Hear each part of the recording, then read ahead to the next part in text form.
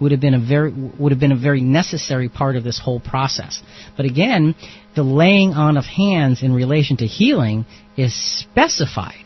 It's clear. Jesus is saying this is how to do it. So you have Jesus doing it in a number of instances. We have him instructing Ananias to do it in this instance.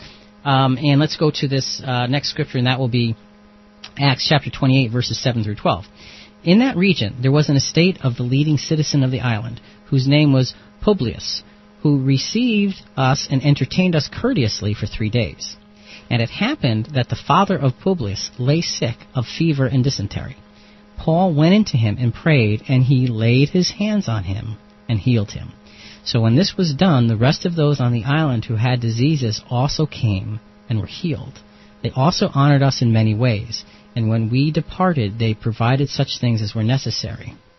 After 3 months, we sailed in an Alexandrian ship, whose figurehead was the twin brothers, which had wintered at the island, and landing at Syracuse, we stayed there 3 days. Again, here you have an outward manifestation of the inward healing that's going on. And Jonathan, I think that's what laying on of hands really is. It's an outward manifestation of something inward that's happening. And in all of these instances, we've read 1, 2, 3, 4 of them here, and there's many more. We've read these 4 instances where this outward manifestation is a necessary part to make the point. Now, the healing is good. The healing makes the point. But this is dealing with somebody who is obviously not of Jewish descent, and the apostle heals the father of this leading citizen of the island. And this is the island of Patmos, I think. Okay. So he heals him. He lays his hands on him, and there is an authority that is attached to that, and that action was such that brought others who were sick to the apostle. And it says, what did he do? He healed them. Now, it doesn't say whether he laid his hands on the others or not. We don't know, so it's useless to speculate either way. But here you see again the apostle Paul following through. So it's interesting. You have Jesus giving us examples of the laying on of hands, okay, in healing. Jesus instructs Ananias to do it to Saul, who becomes the apostle Paul. Then he does it. So you have this doctrine of the laying on of hands literally being passed on from one to another, starting with Jesus in terms of healing. So you have these numerous examples of healing. Does that mean that the miracle of healing was always manifest through the laying on of hands? Folks, if you have a thought, it's 860-442-9956, 442-WXLM. Well, let's take a look now. We'll have time for the scripture. At another scripture, and again, I think this just helps us to get a grasp on the whole situation. Matthew 8, 5 through 16. Now when Jesus had entered Capernaum, a centurion came to him, pleading with him, saying, Lord, my servant is laying at home paralyzed, dreadfully tormented. And Jesus said to him, I will come and heal him. The centurion answered and said, Lord, I am not worthy that you should come under my roof, but only speak a word, and my servant will be healed. Now, okay, just stop there for a second, because that's an interesting approach here that we have. We have Jesus in Capernaum. The centurion comes to him, having a servant very, very sick, and Jesus immediately offers to go and heal him. This centurion... He's a Roman centurion. And he is exhibiting this great faith. And he's saying, no, you don't even need to come to my house. All you need to do is speak the word. How did he know that? You see, he had such faith in Jesus that he didn't need that outward physical manifestation. He knew that Jesus inherently had this power and could do it by his own word. And so you have this interesting dynamic where you don't have the need for that physical manifestation. Now, Jesus is obviously willing to go do it.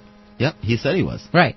But the centurion is saying, you don't even need to do that. I know this. I know you don't need to do it. So he's expressing this faith that is beyond the physical need. I think that's an interesting place for us to start here. Okay, continue. For I also am a man under authority, having soldiers under me, and I say to this one, Go, and he goes, and to another, Come, and he comes, and to my servant, Do this, and he does it. When Jesus heard it, he marveled, and said to those who followed, Assuredly, I say to you, I have not found such great faith, not even in Israel. And I say to you that many will come from east and west and sit down with Abraham, Isaac, and Jacob in the kingdom of heaven.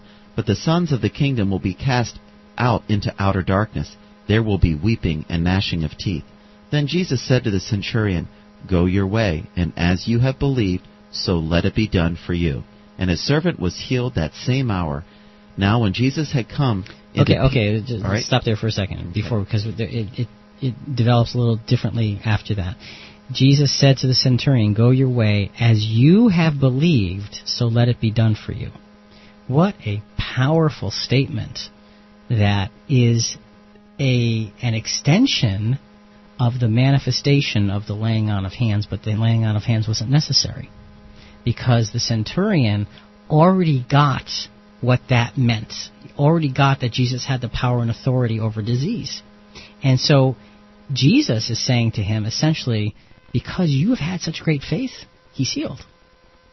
Well, that's dramatic. That's dramatic. Not only is there not the laying on of hands, doesn't sound like there's a physical command, be healed. Right. This is internal. It was silence. Because and it was done. Greatness of faith existed. And it's a dramatic healing. So, this happens, and it says, that very hour the servant was healed. Now, let's start with verse 14 again.